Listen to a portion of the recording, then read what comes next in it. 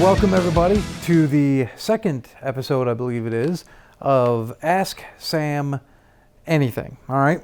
So this is a chance where you get to email me or text me or whatever and ask me questions that you might have about the trucking industry. Just because I've got a number of years in it and I feel like I have some knowledge I can pass on. And you know, a lot of times when you have knowledge of an industry or something like that, you don't even realize that you have it.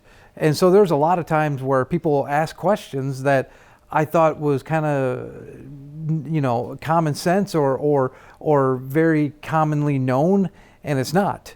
And so that's why I have started this. So if you do have questions, because I know there's a lot of people that watch that are fairly new to the industry, and I've been doing this since the late 90s. So I've been around a little bit, and I know, again, you're thinking, this guy can't be that old. Bless your heart, but I am. So I've done this for a while, and I've experienced a lot. I've seen a lot. I've been in almost every facet of the trucking industry. So I think I have an idea of what I'm talking about when it comes to the trucking industry. So if you have questions, feel free to reach out to me. You can send me messages. I'll put, you can, if we're LinkedIn friends, you can send me a message on there. You can leave comments or anything like that, and I will answer them on there. Also, I want to give a quick shout out to, if you see this, Make America Freight Again.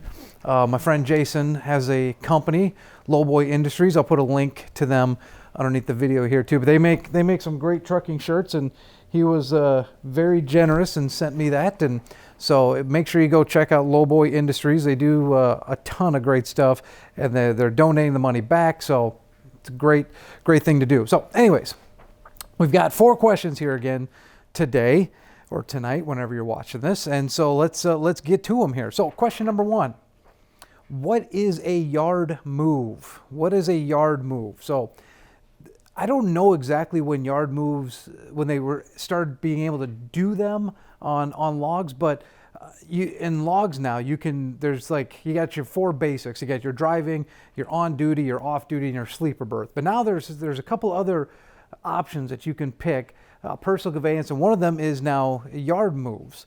So technically what a yard move is when you are at a facility, and even to get even more technical, the facility needs to be fenced off according to DOT. So it needs to be like in a secured yard. So when you're in a yard, you can do yard move, click that on your electronic log, and then it doesn't go against your drive time. It does, however, if you do select yard move, it will go into on duty, but it won't go into driving. So that's a good way to, if you need every minute you can with your driving because you have some other stops to go, a yard move is a very good option to touch, just because it doesn't go against your drive time. However, it will go against your on duty time. So that's one thing you need to be careful of.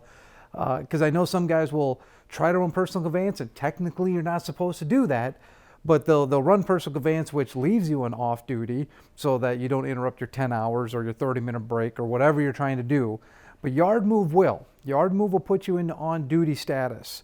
So it won't put you into driving, but it'll put you into on duty. So a yard move is simply just that. If you're parked somewhere and you need to move to a door, or let's say it's one of those facilities where you have to drop your trailer and then you can go pick it up later, those would be considered yard moves. Those are things that you can do as a yard move that will save your drive time, but it will still go against your on-duty time. So just be aware of that, okay? So yard move is a move in a yard.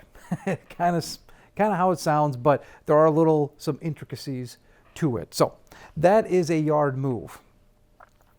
Question number 2, it says this: what needs to be done before putting a driver in a truck? What needs to be done before putting a driver in a truck? So there are a number of things, honestly, that needs to be done before you can put a driver in a truck. First off, obviously you need to have an application. You need to have the basic information from the driver, so you can run the proper checks. Now, what I like to do is we'll send an application out, we'll get the application back. And what I will do then is I'll take that and I'll run his MVR, his motor vehicle report, just to make sure that there's no red flags on there. He doesn't have major violations. He has a valid CDL, because you'd actually be kind of surprised how many times guys will apply and I run their MVR and they actually don't have a valid CDL. They got suspended or they don't have the right class. That's another thing you have to look for on those things. So I just run the MVR. If the MVR comes out great, perfect. Now we can move on to the next step. Now the next couple steps can be kind of preferential. So what I usually do is I will at least get them set up for a pre-employment drug screen. While they're doing that, I'll run some other tests in the background. They're not necessarily required, but they're always a good thing to have. The PSP test, which is another just kind of a background check on them, and then the the CDLIS or something like that. I'd have to look it up, but it's one of those. It's like 5 letters, and that just makes sure that they are kind of who they say they are, and that their CDL is still in good standing. So you can run those tests, but you do those, and then you do the drug screen. Everything comes back great. You've obviously talked to the guy on the phone, or I should say the driver on the phone, and they're ready to go. Then you can bring them in. Then you have some more things that they'll need to sign. Obviously, there's some HR stuff that they'll need to sign, but there also is some safety stuff as well that they'll need to sign. They need to do the orientation as well, and that can consist of I've seen orientations up to 2 weeks. So that seems a bit extreme, but that's their company's prerogative. But one thing too is it's always a good idea, even though they don't necessarily have to do a road test. It's always a good idea to just have the driver do a little road test, just to make sure that you're comfortable with him being in your equipment. That is, if they are jumping into your equipment and not an owner operator. But the big things, and then after that, you got to make sure that their driver qualification file is right before they go out on the road. So make sure you have that application that needs to be in there. Have a copy of their license. Have a copy of their short form and long form physical. Have the drug test results in there as well. And there's a couple other things as well that need to go into that driver qualification file. And so just make sure that is ready to go. Now, there is some leeway with that. Some things you can have up to 30 days. But in order for you to really confidently put a driver in a truck, you need to make sure his MVR is clear. You need to make sure that drug tests come back cleared. I've seen parts, I've seen companies that have maybe jumped the gun a little bit and put a driver in and then got the drug test results back, and they actually didn't pass. So now they got to go get the guy off the road and bring him back, and it just, don't jump the gun. Okay, there's another lesson with putting a driver in a truck, is don't get too antsy to do it. Make sure that you do everything the way that you're supposed to, in the order that you're supposed to, so that when the driver gets in the truck, he's supposed to be in there, he's going to be in there safely. So I guess, I don't know if I quite answered that in a coherent fashion, but you definitely need to have the MVR, need to have the application, need to have the pre-employment drug test, and then as when you bring the driver in for orientation, then you're going to need to start filling out that driver qualification folder. And with that, like I said, you're going to need a couple other things, and I can even put a comment below, or maybe in the description, of everything that you actually need in that driver qualification file, so that you make sure that when the driver's out on the road, that you have everything in one spot that you need. So, question number 3, what was your favorite position that you had at a trucking company? That's an interesting question, because I've had a lot of positions at trucking companies. I started off as a grunt laborer, basically just doing whatever needed to be done around the grounds. Like I'd mow, I'd move semi-trucks from the shop to the yard. I did just a lot of stuff. And then I went up from there, and I became, what the job description was technically statistician, but I was basically just a load tracker.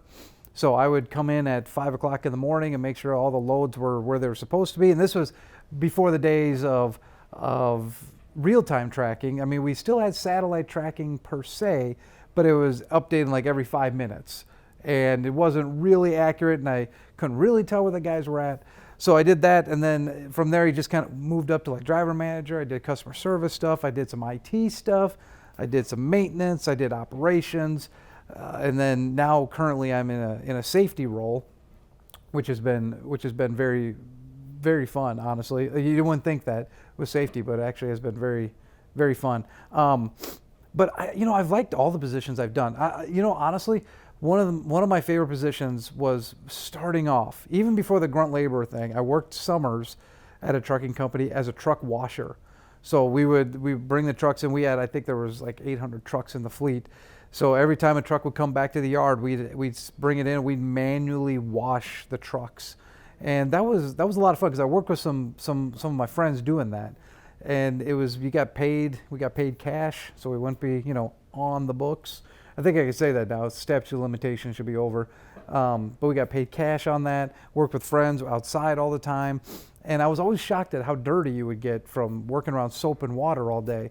But I'd come home just filthy and have to take a shower after that. But that was a lot of fun.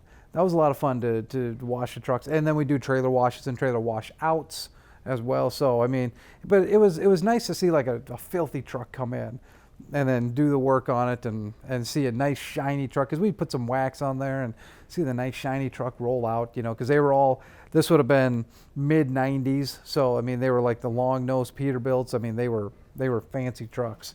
And we had some fun with that. So I've liked all the positions I've been in. I really do enjoy safety, which is kind of why I've decided to really focus on that. But probably my favorite time was those summers when we were just washing trucks, me and my friends. And sometimes get a little slow and you'd spray each other, and then you'd have a power washing war, and you'd peel the skin off because it's so hot, and good times had by all. So anyways, last question. What are some easy steps to retain drivers? Well, I think the biggest thing is drivers just want to be respected. It's no different than you and me. We just want someone to appreciate what we do and to respect our time, respect our pay, and just show respect to us. So I think the easiest way, honestly, is just treat drivers how you want to be treated. And unfortunately, that's not always the case. I've worked for very large companies where drivers just kind of are a number. You're just kind of a number on a driver roster, and you don't really get to know the guys. You don't get to know if they got families. You don't really, you don't get to put yourself in their shoes. And so I think one of the easiest ways to retaining drivers is just treat them how you want to be treated. Now, there's some other things that you could do too. You could do safety bonuses. You can do, longevity bonuses. Here's the deal. Money always talks pretty well with drivers. When all is said and done, it really does come down to money. So if you want to reward them by, even around the Christmas time, making a big deal with some gifts. I know the company I work for, we do like a countdown to Christmas type thing. So we'll have like little trivia stuff during the holiday time. And then, if you get it first, you win a sweatshirt or something, something like that. Just showing that the driver's part of the team. Because one of the problems with drivers out on the road is that it gets very, isolating. And they can get out there and not really feel like a team. They can get out there and just kind of feel like they're out on their own, especially if you're not treating them well and you're not communicating with them. You're very short with them on the phone and things like that. It can get very lonely out there on the road. So the more you can remind them that you are a part of our company, and it can even come down to language. I remember I worked, or one of the companies that I was a part of, I made just a simple change. We were doing marketing stuff, and we had, come drive for us. And I made a simple change, and I just made it said, come drive with us. So instead of for, I said with. And just with that simple change, our numbers for recruiting just started going up. And finding out from the drivers, it was literally that change. They said, I didn't want to drive for somebody, but I wanted to drive with somebody. They wanted to just be a part of the team. And so I think that is really a great way to retain drivers, to make them feel a part of the team that they really are a part of. But unfortunately, a lot of times they just don't feel that way. So if you really want to retain drivers, make sure to pay them well and don't mess around with their money. Don't take out little fees and everything like that you didn't tell them about, okay? That's one way to really get rid of your drivers quickly, is if you start messing around with their money. Trust me. So, but the way to retain them is pay them well, pay them fairly, and then make them feel a part of your organization. Get to know them. Get to know if they're married. Get to know their kids' names. Just simple things like that will go a long way in retaining drivers. So, it's just kind of that simple. So that is it. That's all I got. I got four questions. Answer them. So if you do have a question, just let me know. Either, like I said, leave a comment, or you could send me a direct message if you got it. You can all that kind of stuff. There's ways to reach out to me. So if you do have a question, let me know. And it typically I stick with the trucking, but if you got other questions, like why is the sky blue? I don't know, probably the ozone layer, but feel free to ask it. Maybe I'll get curious some night and I'll research that. So until then, thank you very much for watching, and we'll see you next time.